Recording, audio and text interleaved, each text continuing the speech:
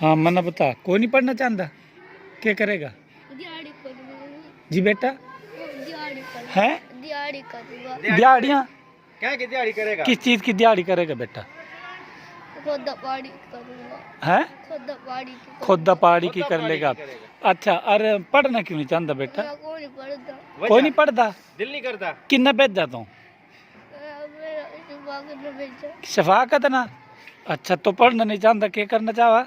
दिहाड़ी करूंगा दिहाड़ी करेगा। अच्छा अच्छा अच्छा अच्छा, चलो तो यूँ कर, आज कर ले गुजारा सवेरे। नहीं आज बैठ दूं कोई नहीं बैठता बेटा?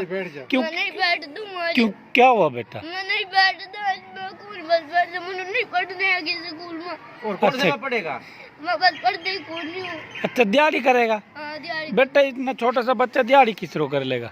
मैं कर लूंगा बमन जो मैं स्कूल में जाऊंगा घर हैं वो घर जाऊंगा छोटू मुन्ना तो तना नहीं, वो तो ठीक है, तो जो इतना छोटा सा तना को दिहाड़ी पर कौन लावेगा? ला लेंगे बजा ला लेंगे चल जाऊंगा कर लूंगा कितनी अच्छा। दिहाड़ी मिलेगी? कितनी मिलेगी दिहाड़ी? 600 मिलेगी 600 हो गए निहाल भाई।